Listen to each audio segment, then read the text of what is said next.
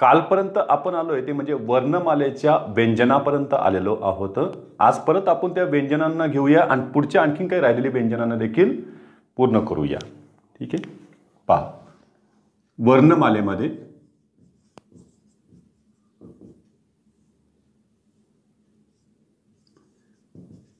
व्यंजनेलाच आपण परवर्ण देखील म्हटलेलं आहे. याच व्यंजनांना आपण हल देखील म्हटलेलं आहे. याच व्यंजनांना आपण अजंत देखील म्हटलेलं आहे. झालं बघा. आता ही जी व्यंजनं आहेत यातला आपण सगळ्यात पहिले वळलो होतो ती म्हणजे स्पर्श व्यंजनांकडे. आणि स्पर्श व्यंजन वर्णांची संख्या एकूण 25 आणि यांची संख्या किती एकूण 34. बहुमतच यांच्या दिशेने आलेले आहे. तर यांचे सुद्धा आपण 3 भाग पाडले होते. यामध्ये सगळ्यात पहिले कठोर व्यंजने, त्याच्यानंतर आलेली मृदू व्यंजने आणि तिसरी आहे ही म्हणजे अनुनासिक व्यंजने. हे मृदू सुद्धा आहेत. मग यांच्यामध्ये क्रम लावला, पहिला, दुसरा, तिसरा, चौथा आणि पाचवा आणि शेवटचा. मग आपण याला नाव दिलं होतं प्रथम स्थानावर आहे, हे द्वितीय स्थानावर आहे, हे तृतीय स्थानावर आहे, चतुर्थ स्थानावर आहे, पंचम म्हणजे शेवटचा स्थान आहे, शेवटचा व्यंजन वर्ण. मग हे लक्षात कसे ठेवायचे? मग यांचे वर्ग पाडण्यात आले. एकूण 5 वर्ग आहे बघा. क, च, ट, त, प. माझ्या एका विद्यार्थ्याने सांगितलं कचाट्यात पाय. क, चाट्यात पाय. य म्हणजे यर लवची सुरुवात. ते लक्षात ठेवा. बघा वर्ग किती आहेत? एकूण 5. कोणते कोणते? क वर्ग, दुसरा च वर्ग, ट वर्ग, त वर्ग, प वर्ग, अशी वर्गाची नावे आहेत. मग ही वर्ग कशावर पाडली होती? आपण उच्चाराच्या उगम स्थानावर आधारित त्यांचे वर्ग पाडलेले आहेत. क कंठाचं, च कशात गेले तर तालव्यमध्ये, ट हे मूर्धन्यमध्ये, त हे दंत्यमध्ये आणि प हे ओष्ठमध्ये. असं यांची वर्गाची नावं. मग यांची सुरुवात केली. क वर्गामध्ये एकूण किती आहेत तर 5. प्रत्येक वर्गामध्ये एकूण 5 वर्ग आहे. 5 वर्गामध्ये प्रत्येकी 5-5 व्यंजन वर्ण आहेत. एकूण अशी 25 संख्या यांची झालेली आहे. त्यातलं बघा क मध्ये आपण घेतलं होतं इथं मध्यदंड असणारा आहे. हे म्हणजे यांचं सुद्धा नाव माहीत असलं पाहिजे की दंड कोणत्या प्रकारचा यांच्यासाठी वापरलेला आहे. मध्यदंड असणारे व्यंजन वर्ण क. क आता हे आलं ख, पण हे मध्य नाही आहे तर हे अंत्य आहे. याला जोडून सुद्धा आहे बघा ते, म्हणून याला अंत्यदंड किंवा याला जोडदंड असं देखील नाव देण्यात आलेले. क, ख, ग. ग हे स्वतंत्र दंडामध्ये येत आहे आणि पुढे आलेलं आहे घ. हे तिघापैकीच एक जण आहे, म्हणजेच कोण झालेलं हे अंत्य किंवा जोडदंड त्याला म्हणू शकता तुम्ही. शेवटचा जो आलेला आहे ते म्हणजे वाङ्मयाचा ङ आले. पण याच्याकडे बघा बरं, दंड वरचं एवढं सगळं दिसतंय तरी पण त्याला अर्धदंड म्हणण्यात आलेला आहे. अर्धदंड असणारे व्यंजन वर्ण ङ. त्याला ह्या ङ पासून मराठीमध्ये एकही शब्द सुरू होत नाही. पाहिलं तो अपूर्ण उच्चारातच राहणार आहे, पूर्ण उच्चारात होणार नाही. चला इथे आले बघा, हे जे च आहे ते य मिश्रित असावेत. कारण यावेळेस काय होतं, जिभेच्या कडा आतल्या टाळूच्या म्हणजे काय आतल्या कठोर टाळूच्या दिशेनं चालतात. म्हणजे आतल्या वरच्या जे दाडा आहे ते दाडाच्या आतल्या भागाला जातात, म्हणजे टाळूच्या भागाला. च च च च. मग याला वाचलं आपण लगे च, त्याच्यानंतर हा आला छ, ज, झ आणि शेवटचं आहे हे ञ. काही जणांना हे चिन्ह जर सापडलं नाही ना तर हे चिन्हच घ्यायला कमी करत नाही बघा पुस्तकामध्ये, आणि मग तो विद्यार्थ्यांचा गोंधळ सुरू होतो. तो त्याला त्रच वाचतात. काय वाचतात? त्र. ते त्र नाहीये, लक्षात ठेवायचं.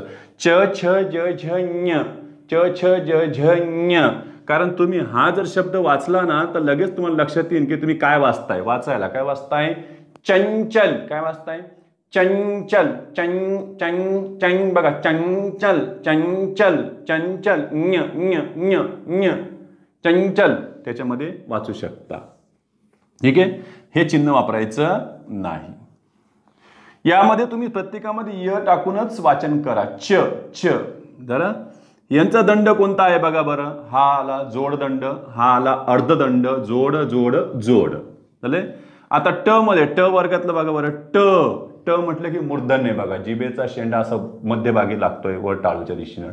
ट ट ट ट बघा वरच्या दिशेला लागते ट ठ ड ढ न ट ठ ड ढ न आले बघा ट हे आलेलं आहे ठ त्याच्यानंतर हे ड आणि हे आलेलं आहे ढ आणि हे बाणाचं न ट ठ ड ढ न याचा दंड कोणता आहे अर्धदंड असणारं अर्धदंड असणारं अर्धदंड असणारे अर्धदंड असणारे आणि हे स्वतंत्र दंड असणारे आतापर्यंत स्वतंत्र दंड असणारे की झाले ग न आणि काल मी तुम्हाला सांगितलं होतं की क्ष लक्षात ठेवायचं शहामृगाचं श ग न श गणेश लक्षात ठेवा ना गणेश लगे लक्षात राहतील तिन्हीच्याही तिन्ही काय आहेत स्वतंत्र दंड असणारी व्यंजन वर्णे आहेत हला पुढचं आलेलं बघा त थ द ध न याला आपण नळाचं न याला बाणाचं न म्हणतो कारण त्याच्यापासून मराठी सुरुवात काही होत नाही ह्या न पासून याच्यापासून सुरू होते ठीक आहे आता त कोणतं झालेलं आहे हे जोडदंड हे जोडदंड हे अर्धदंड जोडदंड जोडदंड ठीक आहे आता प मध्ये बघा प फ ब भ म प फ ब भ म याच्यामध्ये प जोडदंड याच्या मध्यदंड कोणता आला तर मध्यदंड असणारा एक क आहे आणि आता कोणाला आहे फ आहे स्वतंत्र दंड असणारे कोण आहे ग आहे आणि कोण आहे याच्यामध्ये न आहे बाणाचं न आणि शेवटचे येणार ते श आपण पाहू नंतरच त्याच्यानंतर बघा जोड मध्य जोड जोड जोड ठीक आहे आता यामध्ये बघा च मध्ये जसं य मिसळलेलं आहे तसंच च मध्ये अ मिसळलेलं देखील तुम्हाला वाचता येईल पण याला काही वेगळा वर्ग म्हणायची काही गरज नाही परंतु याच्यातूनच बाहेर पडलेला आहे उच्चाराच्या फक्त उच्चारण त्याच्यापेक्षा थोडासा वेगळा आहे बघा हा च अमिश्रितवाचा च छ ज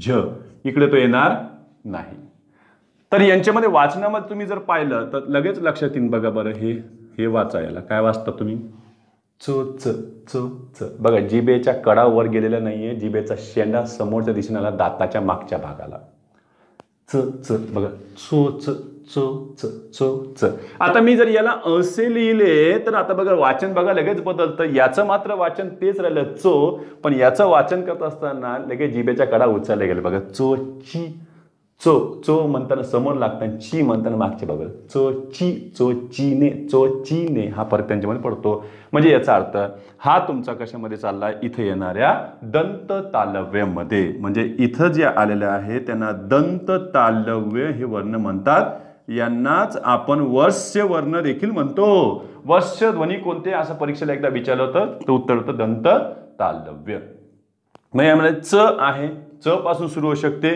ज पासून सुरू होते आपण म्हणत नाही का एखाद्याला जरा सांभाळ जीवाला काय म्हणतो जरा जरा सांभाळ जीवाला जमाव जमात जावई असे शब्द वाचून बघा लगेच लक्षात येतील त्याच्यामध्ये ठीक आहे झ मध्ये पण बघा जरा झाड झाडणी पण तुम्ही झेंडा नाही म्हणू शकत झेंडा म्हटलं की हे झ यायला लागलं कोणतं वरचं बघा य मिसळते झेंडा झेंडा झरा आलं झरा पावसाची झड झड झड हे ऐकण्यात येतंय पण यापासून मराठीमध्ये या उच्चारानं असा छ चालू होत नाही दंत तालव्य छ न शब्दाची सुरुवात होत नाही हे जोडाक्षरामध्ये अपूर्ण उच्चाराचा असेल किंवा शब्दाच्या शेवटी जर येत असेल तर हा होऊ शकतो कारण आपण जर वाचलं तर लगेच लक्षात येईल की याला वाचा आता काय वाचतात तुच्छ तुच्छ तुच्छ तुच्छ लगेच वाचतो आपण उच्छवास उच्छवास त्याच्यामध्ये वाचता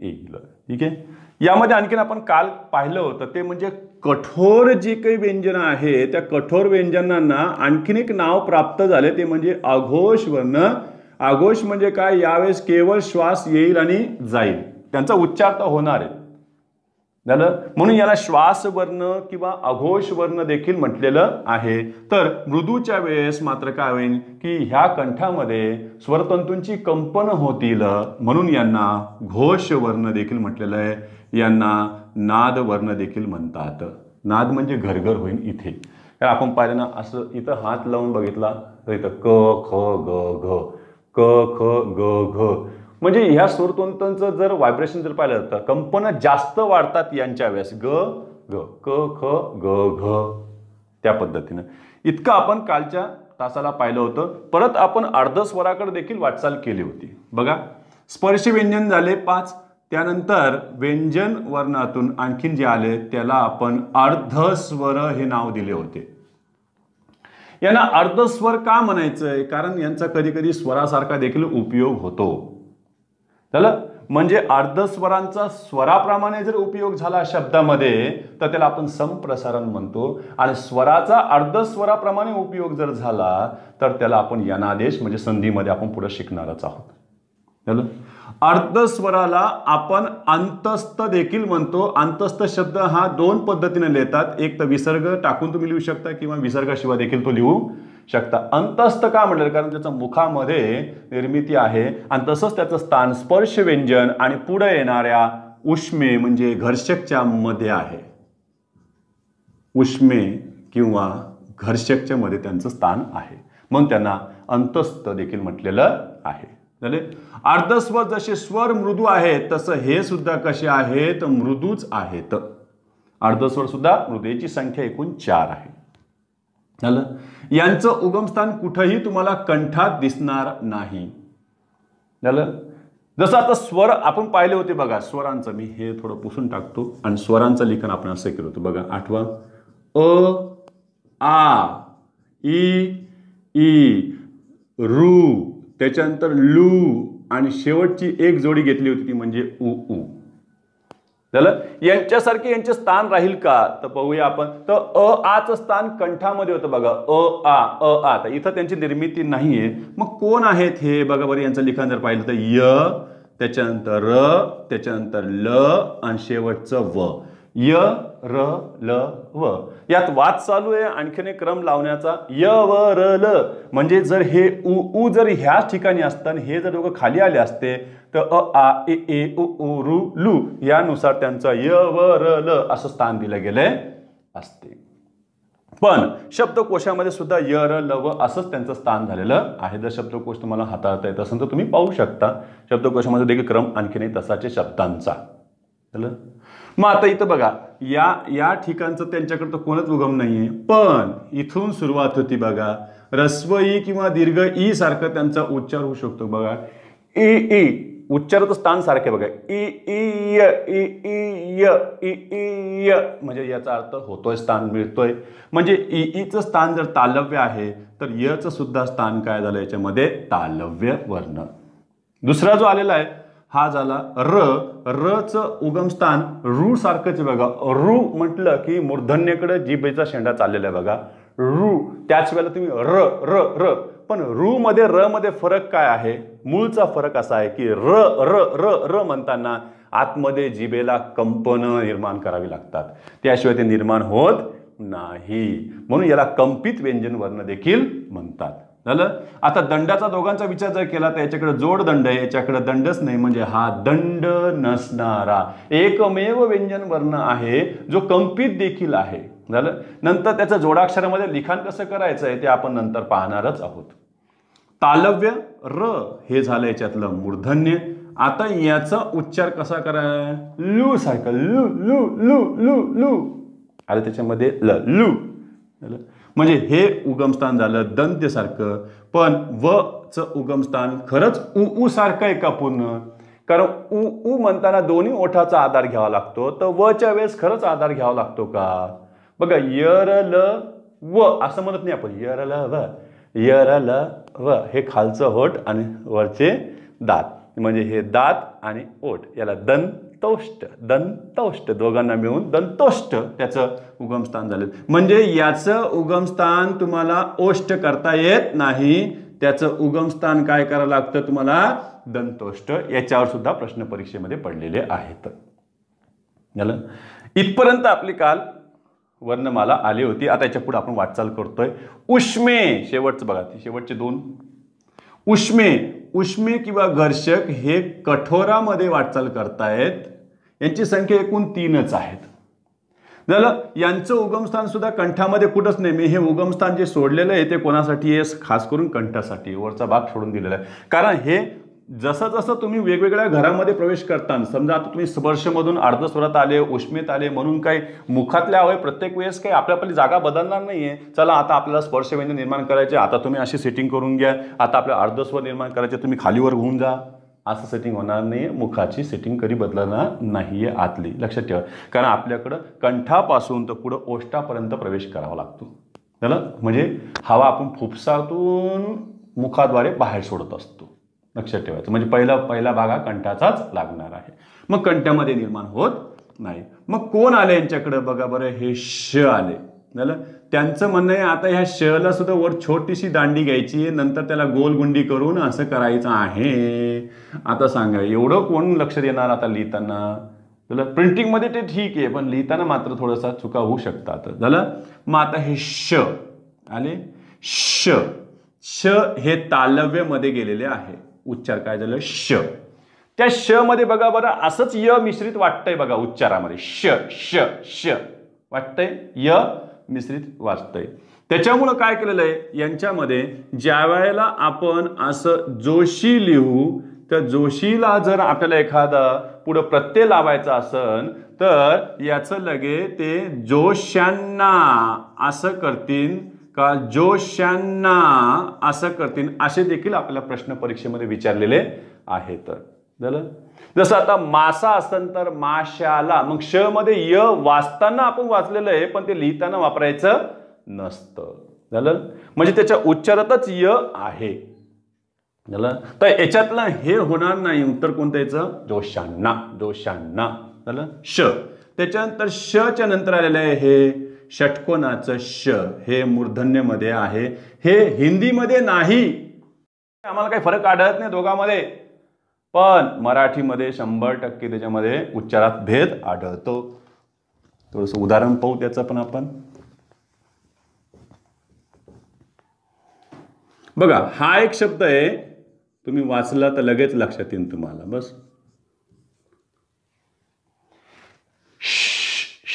बघा षटकोन. बघा जिभेचा शेंडा आहे ना, त्या मूर्धन्याच्या दिशेने निघालाय, पण त्या दोघांमध्ये पोकळी निर्माण झाली. त्या पोकळीतून हवा घर्षण करत जाते, म्हणून यांना आपण घर्षक म्हटलेलं आहे.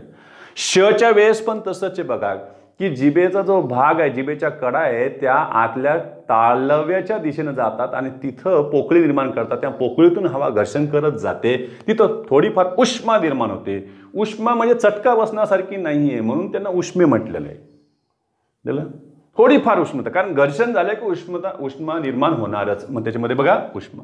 मग इथं वाचा बघा षट, म्हणजे बघा ना किती वेगळी एकदम व्यवस्थित त्यांनी काय केलेली त्याची रचना केलेली आहे लिहिताना.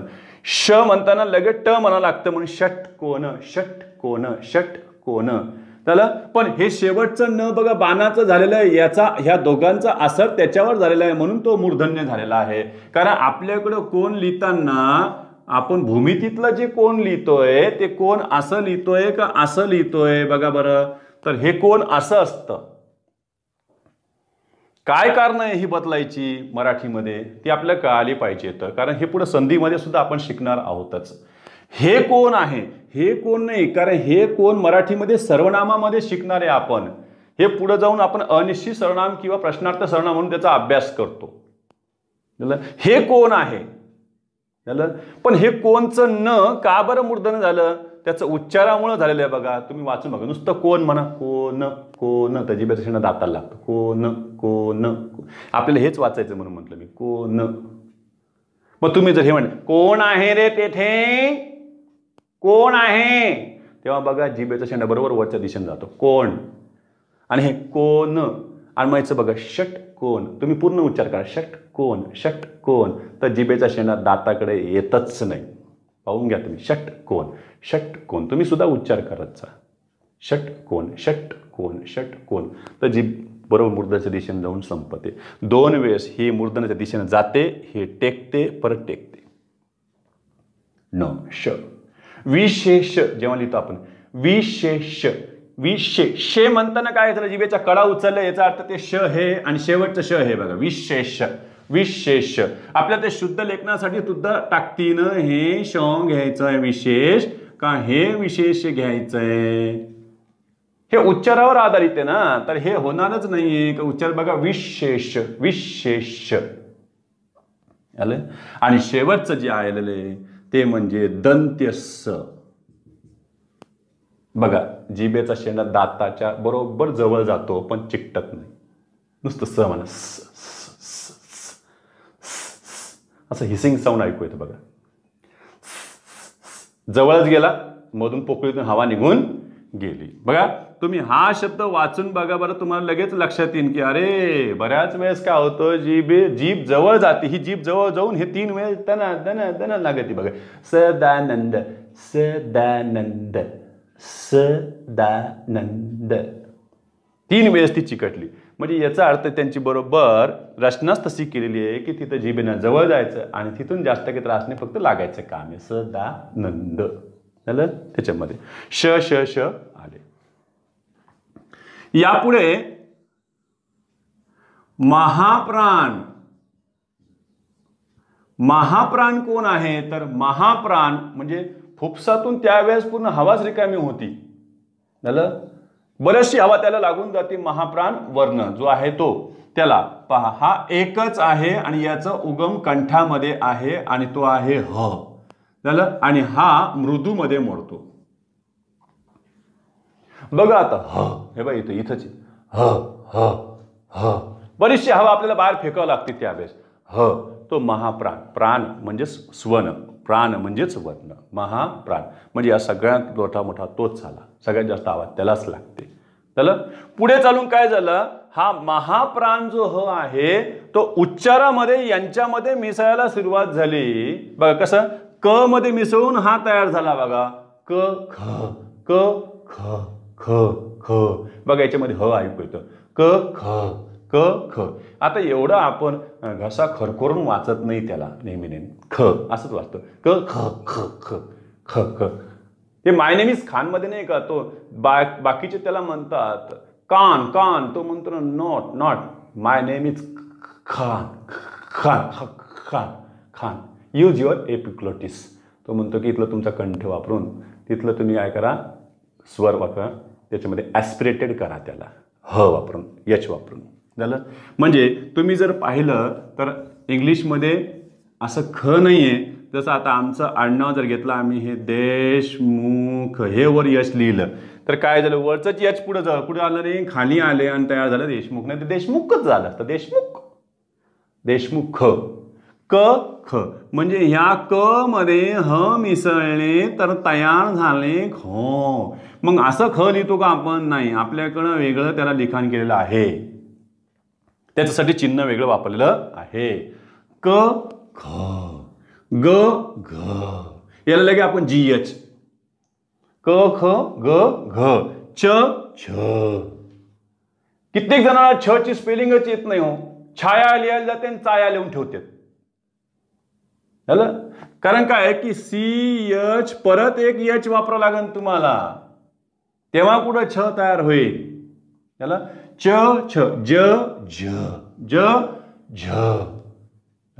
मराठीमध्ये बऱ्याच ठिकाणी तुम्ही जर पाहिलं असेल तर लक्षात येईल, जाग्याबाई मला पुसावे लागतात. झाले असं लिहायच्या ऐवजी, झालो असं लिहायच्या ऐवजी ज हाले असं लिहायची पद्धत होती. ज हालो गीतामध्ये वापरतात. कारण इथं त्यांना 2च अक्षर मिळत आहेत. जर त्याला अक्षराची संख्या वाढवायची असेल तर ते असं सुद्धा पद्धतीने लिखाण करतायत. म्हणजे यांना उच्चारामधले सरळ सरळ त्यांना स्वतंत्र वर्ण म्हणून त्यांना लिखाण करण्यात आलेलं आढळतं. बघा ज हाले, इथं ज हालो अधीर. जुन्या पोवाड्यांमध्ये तुम्ही बघितलं, गीतांमध्ये पाहिलं तर झाले म्हणायच्या ऐवजी ते ज हाले असं म्हणतात. तसं नाही का, एक पोवाडा आहे त्याच्यामध्ये एक छोटंसं शेवटचे 2-3 ओळी म्हणतो मी, की पोवाडा हा कधी पण उत्साहात असतो. लक्षात ठेवायचंय. जसं ज हाले ज हाले, प्रतापगडचे युद्ध ज हाले, रक्त सांडले पावन केला कृष्णेचा घाट, गुलामीची लागली हो वाट, मराठेशाहीचा मांडला थाट जी जी जी जी. पोवाडा असा नसतो. पोवाडा उत्साहात असतो, वीर रसात असतो. त्यासाठी वरच्या पट्टीतला आवाज लागतो. झालं. मी जर म्हटलं तर कानठाळ्या बसू नये तुमच्या, प्लीज ऐका. कारण अंबारीमध्ये बसणारा जो काही राजा असतो तो सैन्याला असं हळूवार आवाजात म्हणत नाही, ए चला लढणार आहे, ए ए तू ए लढणार आहे, चल ना, असं नसतं. चला मोठ्या आवाजात म्हणायचं असतात, चला लढा, तुटून पडा, मग ते तुटून पडतात. तानाजी मालुसरे धारातीर्थी पडल्याच्या नंतर त्यांचे जे भाऊ होते ते त्या सैन्याला म्हणाले, मी दोर तर केव्हाच कापून टाकला, एक तर उड्या टाकून मरा नाही तर लढून मरा. तुमचा बाप इथं मरून पडलाय, पळता काय भेडासारखे, दोर तर मी केव्हाच तोडून टाकला, एक तर उड्या टाकून मरा नाही तर लढून मरा. तो जो उत्साह भरायचा असतो तो असतो वीर रसामध्ये. झालं. आता ह्या गीताला बघा, मी हेच फक्त थोडंसं म्हणून दाखवतो, म्हणजे वीर रस लक्षात येईन आपल्या. प्रतापगडचे युद्ध झाले,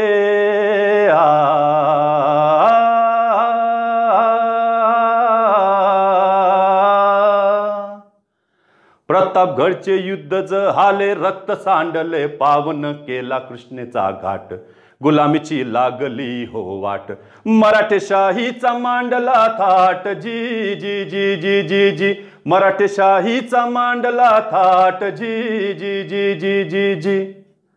आता जितके मराठे असतील त्यांची छाती लगे फुटल, अभिमान असावाच. ज हाले हे पद्यामध्ये कसं वापरलंय तेच लक्षात देण्यासाठी मी याचं फक्त उदाहरण दिलंय थोडंसं. पहा आता इथं ट मध्ये बघा, ट ठ, परत टी एच, ट ठ, ड ढ, त थ, द ध, प फ, ब भ. आता परत हे घ्यायचे नाही आहेत आपल्याला, कारण हे ऑलरेडी पुढे झालेले आहेत. मग आता तुम्ही म्हणता की सर हे 5 आणि हे 5 किती झाले, 10 महाप्राण वर्ण झालेत. महाप्राण मिश्रित म्हणूया आपण त्यांना, कारण त्याच्यामध्ये ह मिसळले, महाप्राण तर एकच आहे. मग तो बाकीच्या 10 मध्ये मिसळला महाप्राण, म्हणजे त्यानं पण त्यांचंच करून टाकलंय महाप्राण मिश्रित वर्ण हे. त्याच्यानंतर या तिघांना सुद्धा त्याच्यातच ठेवण्यात आलेलं आहे, कारण त्यांच्यामध्ये सुद्धा शेवट ह न होतो, श श श स. म्हणजे हे 5 5 आणि 5 10, 3 13 आणि स्वतः ह 14, असे 14 महाप्राण वर्ण मराठीमध्ये आहेत 34 पैकी. मग तू म्हणता सर हे महाप्राण झाले तर उरलेले कोण झाले, कारण त्यांना तेवढी फुफ्सातली हवा लागलेली नाही. मग ते कोण झाले, अल्पप्राण. लक्षात ठेवायचं हे महाप्राण, तर हे जे झालेले आहेत बाकीचे यांना आपण अल्पप्राण वर्ण म्हणूया. कारण आपल्याला विचारतील ना उद्या, जर त्यांनी क बद्दल अनेक पॉइंट जर विचारले, आपण थोड्या वेळानंतर पाऊस डिस्कशन करू त्याच्यावर. क हे अल्पप्राण, म्हणजे याचा अर्थ ही गडी काय झाली, अल्पप्राण. हे अल्पप्राण हे सुद्धा याच्या अल्पप्राणातच टाकण्यात आलेले. त्याच्यानंतर पुढे येणारा आता शेवटचा जो आहे तो कोण आहे, अल्पप्राण आहे का महाप्राण, ते पण पाहा लागेल ना, कारण आतापर्यंत फक्त किती झालेले, 33च झालेले, एक बाकी आहे, तो म्हणजे शेवटचा. दिसेल ना बघा, हा झालेला आहे, याचं नाव वर लिहितो मी, स्वतंत्र प्राण.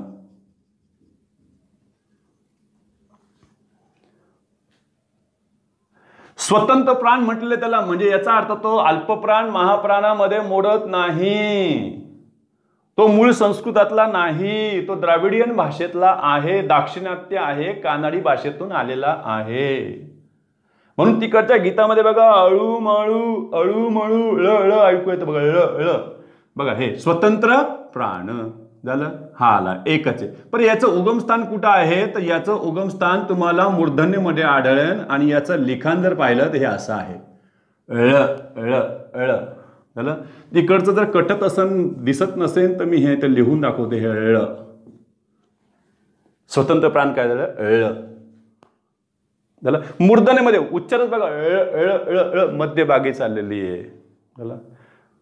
माझं विदर्भाकडे येणं जाणं आहेच, माझं गावच तिकडचं आहे खरं पाहिलं तर, पण आम्ही हल्ली मुक्काम म्हणजे आता वास्तवच इकडंच आहोत जालन्यामध्ये. तिकडचं पण बऱ्याच जणांच्या असं बोलण्यामध्ये ळच्या ऐवजी ड ऐकू येतं, ड बघा. चालतो का खेळायला, फड्यावर काय लिहिलं का, फड्यावर ते ळच म्हणतात, पण प्रोनाउन्सिएशन मध्ये ड येऊनच जात. चल, पण ड जरी म्हटलं तरी ड कोणाच्या घरात आहे, मूर्धन्याच्याच घरात आहे. चला, ळ नाही तर काय झालं, ड. ठीक आहे. मग आता यामध्ये राहिले आता किती, तर काहींचं म्हणणं आहे की सर आणखीन 2 राहिले होते घ्यायचे. एक आहे क्ष आणि दुसरं आहे ज्ञ. एक लक्षात ठेवायची, ही विशेष संयुक्त व्यंजने आहेत. विशेष संयुक्त, संयुक्त म्हटल्यावर 2 किंवा 3 व्यंजनापासून ती तयार झालेली आहे. यांना स्वतःला व्यंजन वर्ण म्हणता येत नाही. एक वर्ण म्हणून त्यांना मोजू नका. त्यांचं वर्णमालेत तुम्हाला समावेश करता येणार नाही. काहींनी केलाय सुद्धा. माझं म्हणणं आहे, जर तुम्ही यांचा केला असेल तर तुम्ही यांचा पण करायला काय हरकत नाही. करा ना 53. ते पण त्र झालं बघा. त आणि र ह्या दोघांना पण स्वतंत्र एक चिन्ह मिळालंय की नाही, ते सुद्धा संयुक्त. मग त्यालाही म्हणा संयुक्त चिन्ह, त्यालाही म्हणा वर्ण. त्याला हा क्ष जो आहे तो क श आणि याच्यामध्ये तुम्ही अ मिसळून वाचला, कारण यांचा अक्षरमालेमध्ये खऱ्या अर्थानं समावेश करूया आपण. बस पुढे चालून. म्हणजे याच्यामध्ये आता तुम्ही अ मिसळू शकता. ज्ञ म्हटलं तर याच्यामध्ये काय येणार आहे, द असणारे, नळाचं न असणारे, य असणारे, अ असणारे. याच्यामध्ये कोण असणारे सांगा बरं. हे त आहे आणि त्याच्यानंतर र आहे आणि त्याच्यात कोण आहे, अ. जर तुम्ही त्याला अक्षरासारखं वाचत असताना तर जसं जसं स्वर बदलेन तसं जसं स्वर त्यांच्यामध्ये घेत चला. म्हणून क्ष ज्ञ, क्ष ज्ञ आणि त्र हे आपण काय बोलू, यांना तर विशेष संयुक्त व्यंजन म्हटलेलेच आहे. यांना आणखी त्या यादीत घेतलेलं नाही, पण ती संयुक्त व्यंजन आहेत. त्र याच्यासारखी अनेक आहेत. मग ते सगळ्यांना त्याच्यामध्ये स्थान देत बसायचं का? झालं. आता तुम्ही बघा, तुम्ही पाहिलं असेल बघा, रक्त लिहिताना काही जण रक्त असं सुद्धा लिहितात आणि काही जण हे असं गोल होतं आणि परत असं होतं. आता याला कसं वाचायचं, रक्त रथक रथक, नाही नाही त्याला रक्तच वाचतात. मग ते एक चिन्ह जर आलं असेल तर मग त्यालाही घ्या तिकडं. असे किती काही जमा होतील. उद्या श्र, श्री मधलं श्र, शच्या खाली र लागलं श. आपण जेव्हा उभ्या मांडणीमध्ये लिहितो तेव्हा हे श असं लिहिण्यामध्ये येतं. मग हे एक चिन्ह परत हे असं सापडून जाईल. मग घ्या याला. पण काही नवीन तयार झालं की लगेच आपण त्याला घेणार का ते यादीमध्ये, तर नाही. मग त्याला वर्णमालेमध्ये आपण घेत नाही. तर वर्णमाला आपल्याकडे आपण 50 वर्णांचीच मानतो. अचा समावेश आता मागे झालेला आहे. झालं. सुरुवातीला त्याला स्वरधी म्हणायचे, नंतर त्याला आता काय म्हणायला लागले, स्वर म्हणायला लागले. तर एवढा स्क्रीनशॉट काढून घ्या. याचा लगेच पुढे आपण निघूया. आताचा जो पुढचा प्रश्न आम्हाला अभ्यासायचा आहे तो म्हणजे उच्चारावर आधारित आहे. आपण पाहिलं होतं बघा की च जो आहे त्याच्यामध्ये च, छ, ज, झ यांचा आपण 2 पद्धतीने उच्चार पाहतोय. एक, त्यांचं तालव्य उच्चार सुद्धा आलेले आहेत आणि दंत तालव्य सुद्धा उच्चार आहेत. ज्यावेळेला यांचं तालव्य उच्चार असेल तेव्हा आपण उच्चारामध्ये त्याच्यामध्ये य मिसळून वाचत असतो. य, च, त्याच्यानंतर हे छ, ज, झ यांचं वाचन आपण असं करतो. आणि दंत तालव्यामध्ये आपण केवळ आता च हे अमिश्रितच वाचूया आपण. च झालं, त्याच्यानंतर छ, त्याच्यानंतर ज आणि शेवटचं आलंय झ. झालं. त्याच्यामध्ये मी सध्या अस्वर टाकून लिहिलेला आहे. जर नसेल तर आपण त्याचे पाय मोडून टाकू, तसं काही टेन्शन नाहीये. जसं स्वर येईल तसं आपण त्याच्यामध्ये ऍड करत जाऊ. झालं. मग आता शब्दांची उच्चाराची सुरुवात तालव्यानं झाली का दंत तालव्यानं झाली असा प्रश्न आपल्याला परीक्षेमध्ये विचारतात. आता काही जण आज नवीन असतील त्यांना तालव्य दंत तालव्य माहीत नसेल तर पुन्हा एकदा मला ती आकृती काढावी लागेल तुमच्यासाठी. 1 मिनिट फक्त.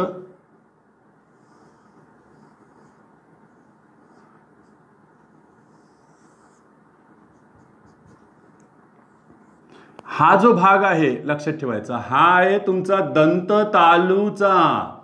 त्याला आम्ही दंत तालव्य, त्यालाच आम्ही झालं. आणि हा जो भाग आहे हा मुखाचा घुमट आणि हे गोल होत चाललेलं आहे असं. चला आता या भागामध्ये एकतर जीभ इथे, जिभेचा शेंडा इथे लागेल तेव्हा आपण त्याला काय म्हणायचं, दंत तालू. किंवा ह्या जिभेचा शेंडा या भागाकडे जाईल, या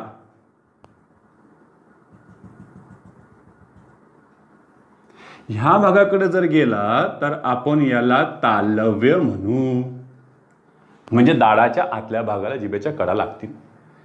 झालं. मग परीक्षेमध्ये विचारतील ना की दिलेल्या शब्दाच्या उच्चाराची सुरुवात तालव्याने झाली का दंत तालव्याने झाली ते आम्हाला तुम्ही सांगा. किंवा तालव्याने सुरुवात होणारा शब्द सांगा, दंत तालव्याने सुरुवात होणारा शब्द सांगा, असं त्याच्यामध्ये उच्चारस्थान विचारतील. बघा त्यामध्ये आता काही शब्द असे आहेत लक्षात ठेवायचं की ते रूप बदलत नाही, पण त्यांचा उच्चार बदलला की अर्थ बदलतो. मी काय बोललोय बघा की शब्दांचं रूप नाही बदलत, पण शब्दाचा उच्चार बदलला की अर्थ बदलतो. म्हणजे याचा अर्थ उच्चारावर देखील अर्थ कायम आहे. झालं. यामध्ये बघा एक शब्द घेतला मी इथं, आता याचं वाचायचं कसं सर याला? काय म्हणतील? जग. तर काय म्हणतील? जग. आता त्याचं वाचन जसं आहे तसं आहे. याला आता मला दोन्ही पद्धतीने वाचता येतंय. झालं. पण याला शब्दात जर टाकून दिली, याला आम्ही वाक्यात जर वापरलं तर कदाचित याचे काय होईल? उच्चार आपल्याला जे आहे ते करावे लागतील. बघा ह्या शब्दाचा उच्चार म्हणजे याचा जर तुम्ही अर्थ भोवतालची सृष्टी असा जर लावला तर त्याचं तुम्हाला वाचन असं करावं लागेल. जग. जग हे वाचन मी ब्रॅकेटमध्ये लिहिलेलं आहे, असं आपण लिहित नसतो. देखील स्वरूपात हे चालणार नाही. हे काय झालं बघा? जग या अर्थानं. म्हणजे हा झाला इथं तालव्य उच्चाराचा. बघा उच्चार करताना इथे जिभेच्या आपला कडा चालल्या गेलेल्या आहेत तालव्याच्या दिशेने. जग झालं. पण मी याला जर असं घेतलं बघा, झालं, याचा अर्थ त्यांनी म्हटलं की जिवंत राहा, या अर्थानं त्याला घेतलं तर तुम्ही त्याला जग म्हणणार. काय म्हणणार? जग. जा जग, तुला सोडून दिलं मी. जगणे या अर्थानं. झालं. आपण एक हे शब्द घेतला होता, आठवतंय तुम्हाला? हे दोन शब्द घेतले होते. जगात. आता सांगा काय वाचायचं? जगात जगणे नाही, जगात जगणे नाही, जगात जगणे. जगात जगणे. जगणे म्हणताना जिभेच्या शेंडा दाताच्या बरोबर मागच्या भागाकडे येतो. थोडासा दाताला लागल्यासारखं सुद्धा आपल्याला जाणीव होऊ शकते. म्हणजे याचा अर्थ बदल. ह्या अर्थानुसार जर याचा उच्चार जर विचारला तर तुम्हाला लक्षात ठेवावं लागेल की हे कोण झालं? तालव्य. आणि ह्या अर्थानं जर त्याचा उच्चार जर विचारला तर हे झालं बघा दंता, म्हणजे दंत तालव्याचं शॉर्टकट लिहिलं आहे. दुसरा एक शब्द दिलाय बघा. असा दोन उच्चारण जाऊ शकतो का आपण पाहूया. त्याच्यामध्ये बघा एक, याला वाचा. आता काय वाचता? काय म्हणते? बरोबर. देवाचे नाव घेणे. 108 वेळा नाव घ्यायचं देवाचं. कोरोना जातो. आता सांग काय? जप का जप? जप केला मी 108 वेळा देवाच्या नावाचा. जप जप जप म्हणताना जिभेच्या कडा उचलल्या, याचा अर्थ याचं वाचन जप झालेलं आहे आणि हा काय झालेला आहे? तालव्य झालं. आणि जरा जीवाला जप. जप आपण तर सुरक्षित राहा, त्याच्यामध्ये घेऊ शकता तुम्ही. काळजी घे या अर्थानं आपण घेऊ शकतो त्याला.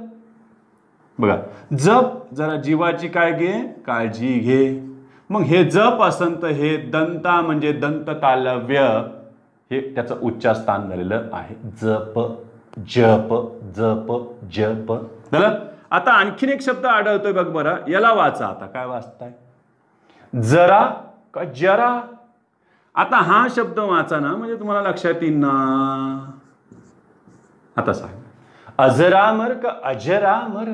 अजरामर. जरा. जरा म्हणजे वार्धक्य. एका ठिकाणी समानार्थीच तो विचारलेला आहे. म्हणजे समानार्थीचे शब्द सुद्धा परीक्षक काही वेगळ्या पुस्तकातून शोधायचं काही काम पडत नाहीये. आपल्या सिलेबसमध्येच आपण जिथं जिथं ते आणलेले शब्द असतात, ज्यांचे अर्थ माहीत नसतात, तेवढे जरी अर्थ माहीत करून घेतले तरीही समानार्थी शब्दांचा प्रश्न सुटू शकतो काही प्रमाणात.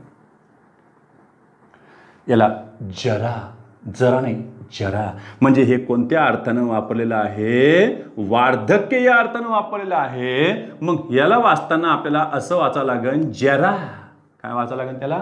जरा. मग हा झाला तालव्य उच्चाराचा. कारण इकडे तुमचा जिभेच्या कडा चाललेला आहे जरा म्हणताना. आणि आपण एखाद्याला म्हणतो ना जरा सांभाळा जीवाला, एखाद्याला म्हणतो ना किंचित थोडा सांभाळ जीवाला, म्हणजे याचा उच्चार झाला दंता. आणखी एक शब्द सापडतोय त्याच्यामध्ये बघा, हाला वाचा. याला काय वाचतात? चाप नाही चाप. चाप. हे बघा जिभेच्या कडा. चाप चाप. चापला काय म्हटलेलं आपण? चापला कोदंड म्हणतात, चापला धनुष्य म्हणतात. बघा चाप याचा उच्चार झाला चाप, म्हणजे हा झाला तालव्य मध्ये. पण याला जर तुम्ही इकडे आणलं बघा बरं, चाप. चाप हा कोणत्या अर्थाने घेतलेला आहे? चिमटा. चिमटा ह्या अर्थाने घेतलेला आहे चाप. चाप चाप चाप चाप. जिभेच्या शेंडा समोर आला. चाप म्हणजे हे कोण झालं? याच्यातील दंत तालव्य. तालव्य. मग यासारखे आणखी काही शब्द असतील का? पण हे दोन्हीच्या दोन्ही घरामध्ये येणाऱ्या शब्दांची संख्या फार कमी आहे. आता तुम्ही वाचनामध्ये जर घेतलं तर लगेच लक्षात येईल. बघा मी एक साईडला लिहितो, याला वाचा काय वाचता आणि याला वाचा काय वाचता. हा संस्कृत शब्द झालेला आहे, तत्सम आहे. तत्समच्या नंतर हा मराठीमध्ये आला तेव्हा तद्भव झाला. तद्भव म्हणजे तसाच भाव व्यक्त करणारा, तसाच अर्थ व्यक्त करणारा. जसं चक्र आहे तसं चाक आहे. याला आम्ही चक्र वाचतो का? चक्र, ए चक्रधर, ए चक्र पाणी, ए चक्र. चक्र नाही चक्र. बघा जिभेच्या कडा उचलल्या. चक्र चक्र चक्र पाणी, चक्रधर. याला चाक, चाक लक्षात ठेवा, चाक झालं. म्हणजे याचा अर्थ हा झाला इकडचा तालव्य आणि हा झाला उच्चारण कशाला? दंत तालव्य. त्याला आणखीन एक शब्द बघा बरं याच्यामध्ये, याला वाचा आणि याला वाचा. तू म्हणतो सर स्वर बदलल्यामुळे कदाचित होत असं नाही. याचं वाचन बघा बरं काय वाचता याला. चंद्र, अय चंद्रकांत, अय चंदू. चंदू नाही चंद्र. बघा जीभेच्याकडे चंद्र म्हणजे या तालव्य. आणि तो चांदोबा, चा चा चा चांदोबा. चांदोबा नाही, चांदोबा नाही, चांदोबा. आणि तो चंद्र, चंद्र नाही चंद्र त्यांच्यामध्ये आलेला आहे. आता यालाही वाचा. संस्कृतामध्ये जामात, मराठीमध्ये जावई. हा कोण झाला? जामात. जा जा बघा कडा उचला. जामात म्हणजे तालव्य. आणि जावई, जावई बघा जावई आला का? जिभेचा शेंडा समोर तो झाला दंत तालव्य. मग असे आता किती काही शब्द घेता येतील. झालं. आता सहज कोणी काही लिहून दिलं तर सांग, याला वाचला कसं वाचतं? जय. महात्मा गांधी की जय. जय नाही येते, जय जय. बघा कडा उचलल्या. आपण कसं वाचतो त्याच्यावर सुद्धा आहे, पण उच्चार मात्र व्यवस्थित असावा. काही जर म्हणतात ना त्याचं प्रोनाउन्सिएशन व्यवस्थित नाही. जय म्हटलं की काय झालं? अहो सर मग याचं वाचन असं झालेलं आहे य मिश्रित, म्हणजे हे कोण झाले? तालव्य झाले. याला कसं वाचतं सांगा बरं? चर्या, चर्या का चर्या? चर्या य मिश्रित. बघा य मिश्रित वाचलं चर्या. चर्या म्हटलं की तालव्य. चरित्र का चरित्र? तर चरित्र वाचतो म्हणजे कोण झालंय? तालव्य. तर असे काही मी शब्द तुम्हाला ग्रुपवर सेंड करेल आपल्या, ते तुम्ही फक्त ठरवा कोण त्याच्यामध्ये तालव्य आहे, कोण त्याच्यामध्ये दंत तालव्य आहे. ठीक आहे. तर उद्याच्या तासाला आणखी आपण याच्या पुढेही निघूया, ते म्हणजे परसवर्णांचा वापर कसा करायचा आहे. ज्यांना खरंच आज लक्षात नसणार परसवर्ण म्हणजे काय, तर एक थोडेसे 2-3 पिरियड तुम्ही मागचे सुद्धा पाहून घ्या.